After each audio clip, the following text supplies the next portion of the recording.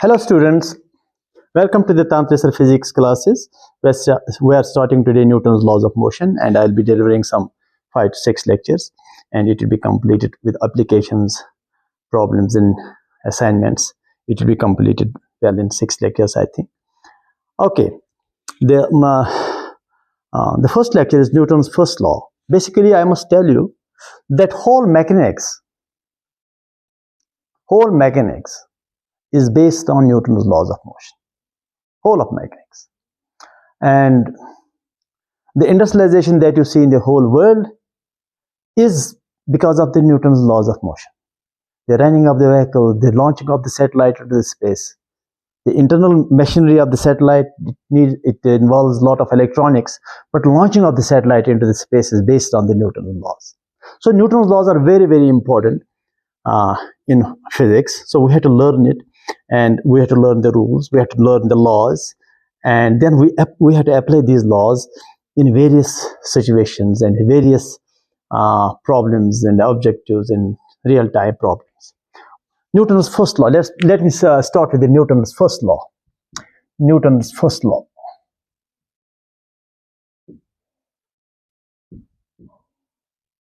First law.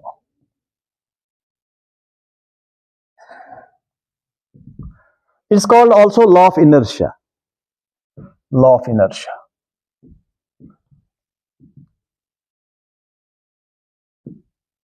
Means incapability of a body in a way.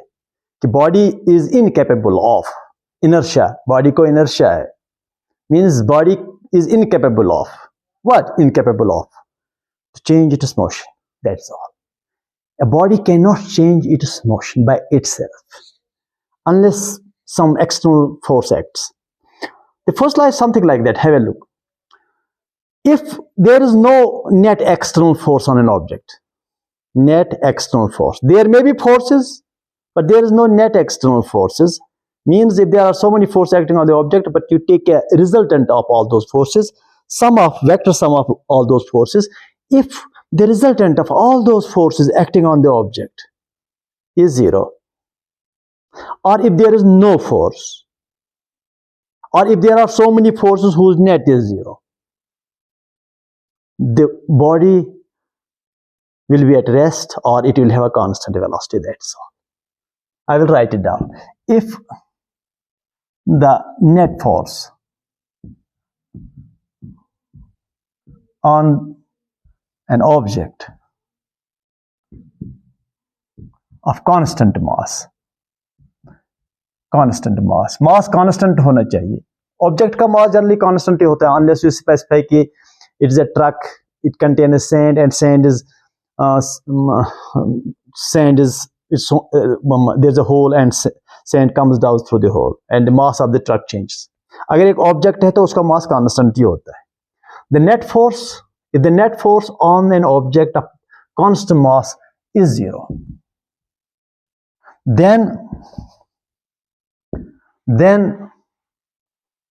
the body is at rest. The body is at rest or has constant velocity.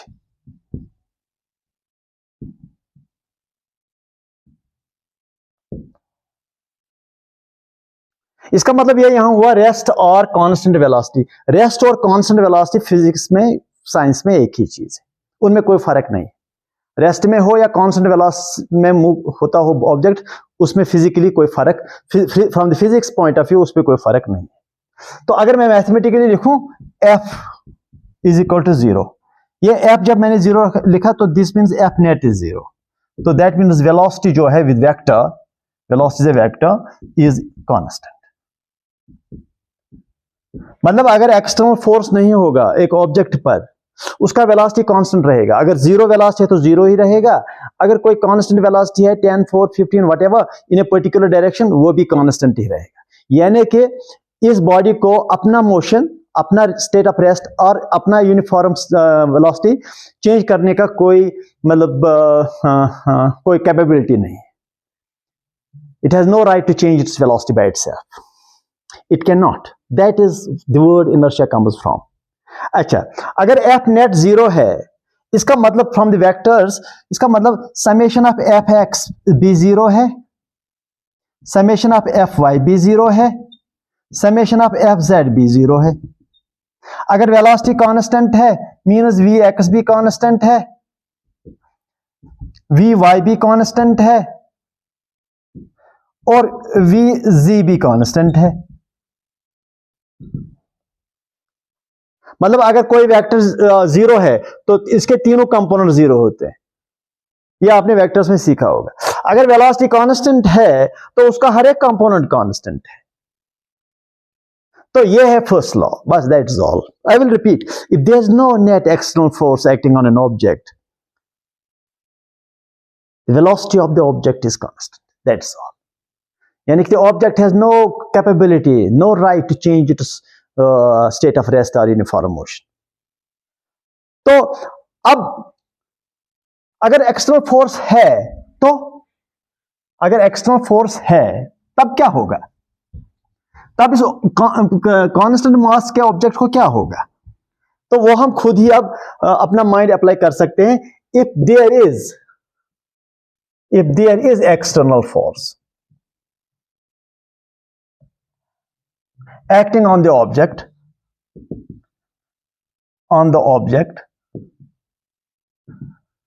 then obviously velocity of the object changes.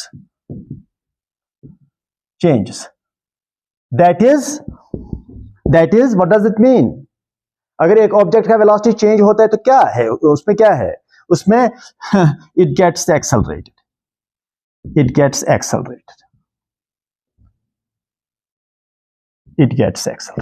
That is all. अगर external force आप act करोगे एक object पर, net external force, तब object का velocity change होगा। अगर external force नहीं है तो वेलोसिटी कांस्टेंट रहेगा। Okay, if there is external force acting on the object, then the velocity of the object changes, that is it gets accelerated. Okay, तो ये एक चीज है। और ऑब्वियसली ये जो ऑब्जेक्ट की बात मैं कर रहा हूं इसका मास कांस्टेंट है। फर्स्ट लॉ में ऑब्जेक्ट का मास कांस्टेंट है। अगर ऑब्जेक्ट का मास भी चेंज होता है तब जाकर ये लॉ नहीं है। First law cannot be applied to bodies which have varying mass, which have changing mass. Changing mass किसका होता है जरा बताइए? चेंजिंग मास एक रॉकेट है, you are launching rocket into space, वो अंदर से खोखला होता जा रहा है, so it ejects gases, means it is releasing mass from its system. या ट्रक है, a truck contains, it takes sand from one place to another place, there's a hole and sand is slipping down the truck, तो mass change होता जा रहा है। तो उसके लिए ये रूल नहीं है, ये रूल है जब ऑब्जेक्ट है जिसका मास कांस्टेंट है। अच्छा, तो दूसरा जो चीज है, कॉन्सेप्ट जो है, before we go to the second law we need to learn many things. और ये बात मैं आपको बताना चाहूंगा पहले, before we go to the second law, कि अगर एक बॉडी है, एक ही बॉडी है और उस पर एक्सटर्नल फोर्स नहीं है, तो भी मैंने कहा कि इसका वेलोसिटी रहेगा कांस्टेंट। अगर रेस्ट में है तो रेस्ट ही रहेगा, अगर वेलोसिटी कुछ है whatever, that will remain constant. तो उस सूरत में ये जो बॉडी है, इट इज इन इक्विलिब्रियम, तो मैं लिखूंगा इफ एफ नेट, यहां मैं नेट नहीं लिखूंगा, जब एफ लिखा तो this means net force. If F net is zero then the body is in equilibrium. Point body, ये फोर्सेस जो नेट फोर्स जो जीरो है, तो the body can be considered in equilibrium. That is all. And the body is either at rest. I repeat the things. The body is either at rest or it moves with constant velocity. Okay. तो जो दूसरा point है, हमारा दूसरा point जो है वो second law है। और सेकंड लॉ में बहुत सारे, मतलब सेकंड लॉ में भी फोर्सेस का मतलब रोल है। पहले हमें सोचना चाहिए ये जो एजेंट है, फोर्स जो है, व्हाट आर दोज एजेंट्स? हम कहते हैं कि there is no external force, let me search for the external source. ये एक्सटर्नल सोर्स है क्या? कौन फोर्स क्रिएट करता है? कौन ये एक्सटर्नल एजेंट है जो फोर्स एक्सर्ट करता है? वो तो सोचना पड़ेगा। तो there are agents, so many agents, I can name few. Force of tension, contact force, gravitational force, electrostatic force, magnetic force, frictional force. So many forces are there. Possibly some forces we have to tackle separately because they have larger properties, they have larger characteristics. Frictional force है, उसको अलग से deal करना पड़ेगा. So these are the agents which cause the change in velocity. ये है वो agents जो एक बॉडी पर एक्ट करके उसका वेलोसिटी चेंज करते हैं, क्योंकि इन एजेंट्स के बगैर उसका वेलोसिटी तो चेंज ही नहीं होगा. By itself it can not, body by itself can not change the velocity. तो हम इन एजेंट्स के बारे में कुछ मैं बताना चाहता हूं before we go to the second law. Second point, forces. तो मैकेनिक्स में जो फोर्सेस मोस्टली हमें मिलते हैं, मैकेनिक्स की बात कर रहा हूं, जैसे इलेक्ट्रोस्टैटिक फोर्स है, वो तो जब चार्जेस हम लेंगे तो देखेंगे वो वहाँ फोर्स क्या है, उसके प्रॉपर्टीज किस तरह से डील होता है वो. इसी तरह से magnetic force, nuclear force, other force also there. Mechanics में कुछ फोर्सेस है जिनको मैं डिस्कस करना चाहता हूँ, because every now and then they come around, वो आते रहते हैं वो फोर्सेस, तो उनसे डील करना हमें इजी होना चाहिए, इसलिए वो उन फोर्स के बारे में थोड़ा सा आपको बताऊंगा. जैसे force of tension. Force of tension क्या है? फोर्स ऑफ टेंशन, यह फोर्स एक रोप में, रोप जो है फ्लेक्सिबल रोप है, उसमें क्रिएट हो जाता है. जैसे एक रोप है और आपने इसको बॉडी कनेक्ट किया और अब इस बॉडी को खींचना चाहते हैं, आपने एक रोप को बॉडी के साथ कनेक्ट किया, आप इसको खींचना चाहते हैं. जब इसको आप खींचेंगे तो ये जब it gets taut straighten it gets, तो इट फोर्स ऑफ टेंशन ऐसे एक्ट करता है. This force of tension acts on this mass M. अब इस मास एम का वो वेलोसिटी चेंज करेगा, लेकिन ऐसे ही वो एक्ट करता है. दिस फोर्स ऑफ टेंशन, इसका डायरेक्शन ये होता है, it acts away from the body. इस बॉडी के अवे, जैसे ये बॉडी ये है तो फोर्स ये है, ऐसा नहीं कि बॉडी ये है, ये स्ट्रिंग है तो ये फोर्स है, नो नो, ये नहीं, ये है. So tension always acts away from the body. It is such as to act away from the body. जैसे मेरे पास एक रोप है, मैंने इसको एक बॉडी के साथ कनेक्ट किया, मैं इस बॉडी को पुल कर सकता हूं. ऐसा नहीं कि मैं रोप को पुश करके उसको पुश कर सकता हूं.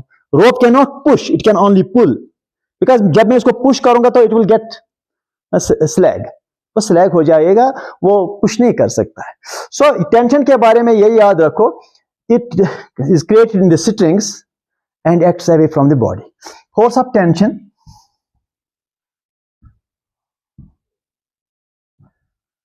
acts along the strings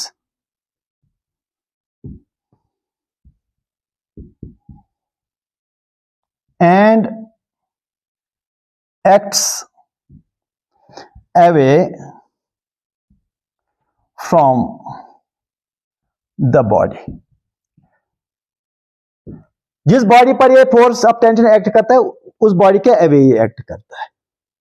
अच्छा, तो ठीक है, मैं और एक एग्जांपल देना है इस टेंशन का. जनरली पुलिस में, पुलिस स्ट्रिंग्स में ये फोर्स आता है, इसलिए मैं थोड़ा और एक एग्जांपल देना चाहता हूं. अगर ये हमारे पास पुली है, इसमें यहां भी स्ट्रिंग हैंग कर रहा है और वही स्ट्रिंग यहां से हैंग कर रहा है, ये मास m1 है, ये m2 है, और ये पुली यहां फिक्स्ड है. यहां से हम थोड़ा सा सीखना चाहते हैं. तो ठीक है, ये बॉडी है, इस पर कितने फोर्स एक्ट कर रहे हैं? Tension acts away, gravitation force acts downwards towards the centre of the earth, downwards. इस पर force tension away from the body, m2g, downward force gravitation. यह टेंशन इस बॉडी पर एक्ट करता है, लेकिन इसका रिएक्शन इस पुली पर है, दैट इज लाइक दिस. लेकिन यह टेंशन पुली पर एक्ट करता है, इसलिए यह पुली के अवे है.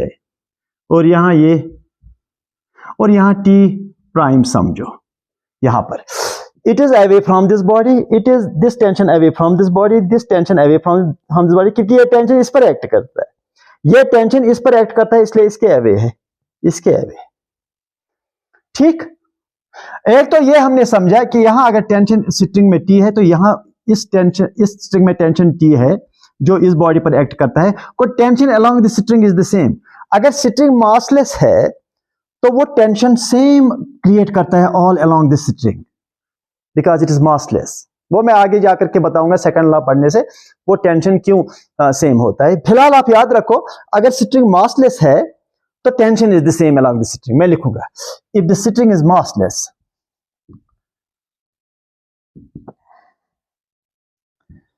Massless then tension along the string is the same। ये याद रखने वाली बात है, यानी कि टेंशन ऐसा नहीं कि यहाँ T1 है, यहाँ T1 है, यहाँ भी T1 तो होगा ही होगा क्योंकि ये रिएक्शन फोर्स है। अगर ये टेंशन इस पर एक्ट करता है तो इसका रिएक्शन इस पर एक्ट करता है, तो ये सेम तो होगा। लेकिन ऐसा नहीं कि ये T1 है और यहां पर T2 और T2 है, T2 T1, ऐसा नहीं है, T because this string is massless. अगर इस स्ट्रिंग का मास होगा तब ठीक है, तब ये T1 है, ये भी T1 है, ये T2 है, ये। अच्छा, मुझे पता ही है ये जो पुली है इस पर कितना फोर्स एक्ट करता है, T dash upwards and T 2T downwards.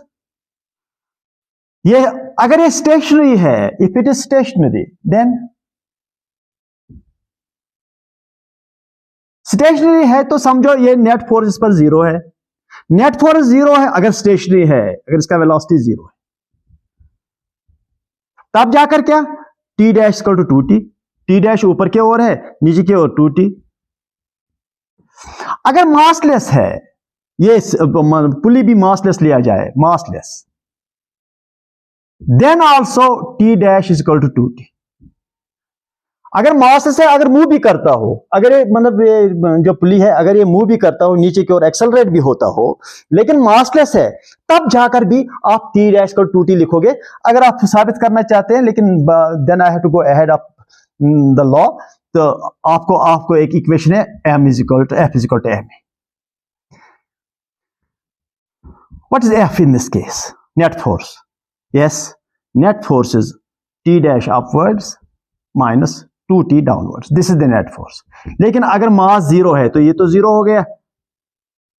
If it is massless, then T dash is equal to 2T.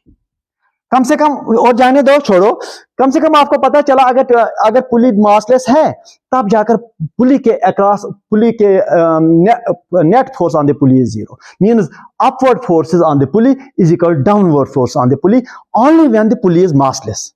Even if stationary है तो भी मूव कर रहा हो विद एक्सेलरेशन, तो भी मूव कर रहा है विद वेलोसिटी, कांस्टेंट वेलोसिटी, तो भी अपवर्ड फोर्स को downward force. Please keep that in your mind, ये बहुत काम आता है आगे जाकर पुलिस को डील करने में।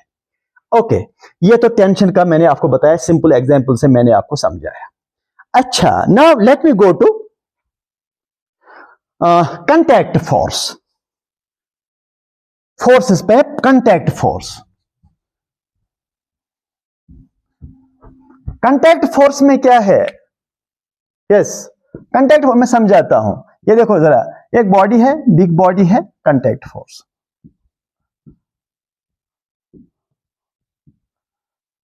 कांटेक्ट फोर्स, ये बहुत बड़ी बॉडी है और आगे जाकर के ऐसी छोटी बॉडी है। इसका मास m1 है, इसका मास m2 है। लेट मी सपोज आपने फोर्स F यहां पर इस बॉडी पर फोर्स F अप्लाई किया। First of all tell me what are the total force acting on the body in the horizontal direction. This F is the only external force, right? मैं कहूंगा what is the force on m1? Your immediate answer is F. That is your immediate answer. I will tell you what is the force on m2. Your immediate answer is यही F है sir. यही F जैसे इस पर भी act हुआ, जैसे उस पर भी एक्ट हुआ। Common sense in physics gives generally wrong answers.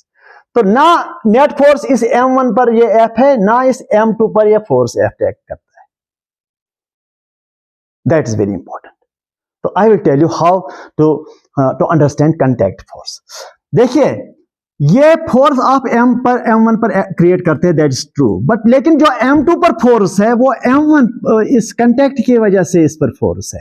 m2 पर जो फोर्स है वो m1 की वजह से। तो क्या होता है, ये M1 जो है ये M2 को आगे की ओर पुश करता है विद फोर्स, इस फोर्स से FC उसका, दैट इज कांटेक्ट फोर्स। ये फोर्स FC जो है ये M1 इसको पुश आगे की ओर इस FC से करता है। लेकिन जब आपने इस पर फोर्स क्रिएट किया M2 पर, यही फोर्स इस बॉडी पर क्रिएट करेगा जिस बॉडी ने इसको फोर्स क्रिएट किया, वापस करेगा इस पर ये फोर्स। जब M1 FC फोर्स क्रिएट करता है M2 पर, तो M2 इतना ही फोर्स पर वापस क्रिएट करेगा इन द अपोजिट डायरेक्शन। अच्छा, F तो है ही इस पर फोर्स। अब बताइए इस बॉडी पर कितना फोर्स है, और अब बताइए इस बॉडी पर कितना फोर्स है। इस बॉडी पर फोर्स है F माइनस FC इस बॉडी पर, और इस बॉडी पर फोर्स है ओनली FC। यह समझने की आपको कोशिश करनी चाहिए। अब इस बॉडी का वेलोसिटी चेंज करेगा ये फोर्स, और इस बॉडी का चेंज करेगा ये फोर्स। इस बॉडी का चेंज वेलोसिटी चेंज करेगा ये फोर्स, और इस बॉडी का वेलोसिटी चेंज करेगा ये फोर्स। ये समझने की बात है। तो it is called contact force. When the two bodies are in contact, it is the one body pushing the other body that creates the force. ऐसा नहीं कि ये फोर्स ट्रांसमिट होकर के M2 पर एक्ट हो गया, ऐसा कुछ नहीं है फिजिक्स में कि जैसे ट्रांसमिट हो गया आगे की ओर ये फोर्स गया और इसने M1 और M2 को दोनों को फोर्स दिया। ऐसा कुछ फिजिक्स में नहीं। फिजिक्स में यह है कि आपने F को M1 पर क्रिएट किया, लेकिन अब M2 पर जो फोर्स है वो M1 पुश की आगे की ओर पुश करने से वो फोर्स क्रिएट हो जाता है। लेकिन ऐसा जब ये M1 पुश करता है तो इसको भी बैकवर्ड पुश मिलता है। It is Newton's third law, to every action there is equal and opposite reaction. ये आप कॉपी ऑफ कीजिए एंड उसको अंडरस्टैंड कीजिए। इसको कहते हैं, कुछ अच्छी किताब में लिखा होता है फ्री बॉडी डायग्राम। बॉडीज को अलग अलग करके देखना पड़ेगा किस बॉडी पर क्या फोर्स है, और अगर हमें पता चला किस बॉडी पर क्या फोर्स है, हमें उन बॉडियों का एक्सेलरेशन भी पता चलेगा। Okay, it is second contact force. Third is normal reaction. वो भी एक फोर्स है, नॉर्मल रिएक्शन। तो उसमें भी कभी कभी कंफ्यूजन हो जाता है, नॉर्मल रिएक्शन का डायरेक्शन क्या है, नॉर्मल रिएक्शन कितना होता है, वो कभी कभी उसमें प्रॉब्लम हो जाता है। नॉर्मल रिएक्शन,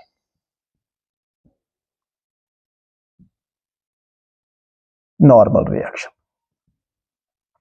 नॉर्मल रिएक्शन ये हुआ क्या, दो बॉडी जब कांटेक्ट में होते हैं तो एक बॉडी दूसरे बॉडी को मूव करने से रोकता है, मोशन देने से उसको स्टॉप करता है। तो उस सूरत में नॉर्मल रिएक्शन क्रिएट हो जाता है। मैं बताता हूं, सपोज ये अर्थ का सरफेस है, आपने बॉडी को यहां रखा, मास ऑफ M। आपको इमेजिन करना है अगर ये बॉडी M है, यहां पर सरफेस के ऊपर है, अगर ये सरफेस नीचे नहीं होता, ये थोड़ा सा इमेजिन करना पड़ेगा, अगर ये सरफेस नीचे नहीं होता, इस बॉडी को क्या हो जाता, नीचे की ओर एक्सेलरेट।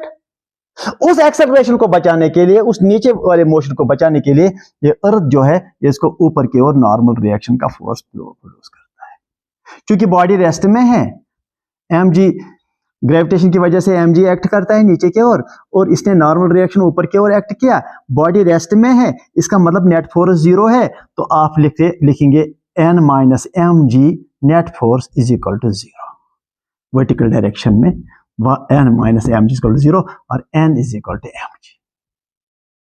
यह खत्म हो गया। या दूसरा तरीका यह है कि जब आपने बॉडी सरफेस पर रखा, अगर यह सरफेस फ्लेक्सिबल होती सपोज, या कोई सॉफ्ट बॉडी होती, तो यह कंप्रेस हो जाती। वो अपना कंप्रेस बचाने के लिए इसको ऊपर की ओर पुश करता है। बॉडी यहां है और surface of the earth compress होने जा रहा है, वो अपना कंप्रेशन बचाने के लिए इसको ऊपर की ओर पुश करता है। That is normal reaction. अच्छा, अब यहां normal reaction is that is perpendicular to the surface of the earth. लेकिन अगर ऐसा सिचुएशन है, ये वॉल है और यहां पर एक समझो एक प्लैंक है या रॉड है, तो ये वॉल है और ये अर्थ है। बताइए ये जो वॉल है किस ओर इस बॉडी पर फोर्स क्रिएट करता है? Normal reaction, perpendicular to the wall like this. ये फोर्स वॉल देता है इस रॉड को फोर्स यूं N1, that is normal to the wall. तो ये जो अर्थ है it creates force like this N2, और gravitation creates force on the at the centre, that is mg। तो इन तीन फोर्सों की वजह से ये इक्विलिब्रियम में है। अगर ये वॉल नहीं होता तो ऐसे गिर जाता, ऐसे गिर जाता, तो ये रोकता है। अगर ये सरफेस नहीं होती तो नीचे की ओर घिस जाती, नीचे की ओर ये चली जाती, तो ये बचाता है। बचाने वाला फोर्स, मोशन को बचाने के लिए जो फोर्स है वही नॉर्मल रिएक्शन है।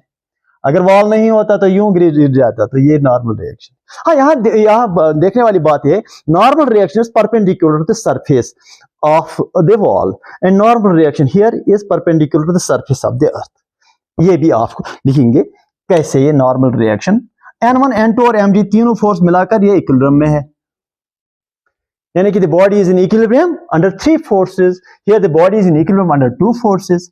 लेकिन इससे भी एक चीज मैं आपको बताना चाहूंगा नॉर्मल रिएक्शन के बारे में ही, जहां क्या मैं कहूं, ये जो डायरेक्शन लेना थोड़ा सा मुश्किल हो जाता है। देखिए, जैसे अगर ये वॉल है, ये अर्थ है, और अब रॉड यूं है, यूं रॉड है, इस रॉड पर किस और नॉर्मल रिएक्शन, इस वॉल की वजह से। शायद आप कहेंगे like this perpendicular to the wall, no, here part of the body is above the wall, part of the body is above, पहले नहीं था, तो normal reaction is like this perpendicular to the rod itself. यहां थोड़ा सा difference आ रहा है, और यहां नॉर्मल रिएक्शन फिर से ऐसे, और यहां weight acts at the centre of mass. ये बॉडी जो रॉड है, अगर ये सिमेट्रिकल रॉड है, इसका सेंटर ले लो और उस पर mg एक्ट करता है, खत्म बात। और एक चीज, अगर ये स्फीयर है, तो यहां नॉर्मल रिएक्शन किस ओर पास होता है, ये सेंटर के थ्रू, इसके सेंटर के थ्रू, ऐसे normal reaction such as it passes to the centre of the sphere, इसके थ्रू जा रहा है। और अगर ये है इस पर है ये स्फीयर, इस पर स्फीयर है, इंक्लाइन पर स्फीयर है, तो किस डायरेक्शन में नॉर्मल रिएक्शन है, ऐसे नो, ऊपर, ऐसे नो, ऐसे perpendicular to the surface passing through the center C of the sphere. So these are the directions of the normal reaction. At times you have your object, आपको normal reaction का direction चाहिए। Okay, now there is one more force जो mechanics में generally use होता रहता है, gravitational force. Earth attracts us towards its center. The gravitational force act कहाँ करता है और किस ओर इसका direction है, ये मैं आपको बताना चाहूंगा।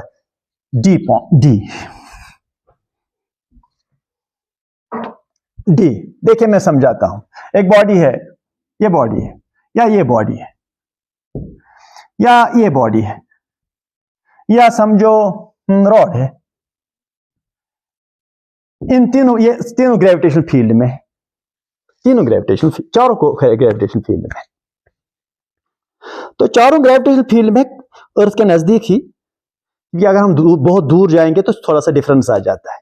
फिर हमें कहना चाहिए different statement that force of gravity acts on the centre of gravity, not centre of मास। लेकिन जब हम अर्थ के नजदीक है तो gravitational force acts on the centre of mass. तो कैसे, सपोज इसका सेंटर ऑफ मास ये है, इसका ये है, इसका ये है, इसका ये है, तो मैं आपको बताऊंगा फोर्स ऑफ ग्रेविटी कैसे आप बनाओगे। यहां पर सिंबॉलिकली फोर्स ऑफ ग्रेविटी, इसका मास m है, तो ये है फोर्स ऑफ ग्रेविटी, इस पर डायरेक्शन ये है और एक्ट यहां पर करता है, ये है mg vertically downwards on the surface of the earth and acts at the centre of mass, acts at the centre of mass, acts at the centre of mass.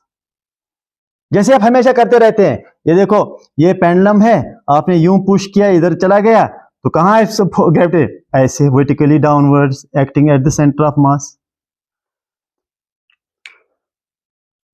तो ग्रेविटेशन फोर्स है mass into acceleration due to gravity, that's very important. Okay, these are the forces, मैंने आपको बताया कि ये हमेशा mechanics में हमें यूज करने पड़ते हैं, और every time we try to solve a problem, हमें यही पता नहीं होगा टेंशन का डायरेक्शन क्या है।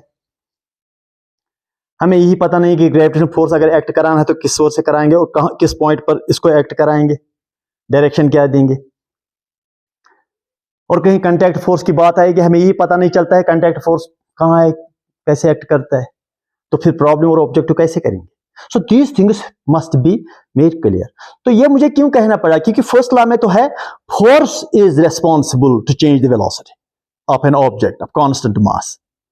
तो हमें यह भी पता होना चाहिए यार फोर्स कौन से एजेंट है, ये कहां से ये फोर्स आकर के वेलोसिटी चेंज करेंगे और एक्सेलरेशन काज करेंगे।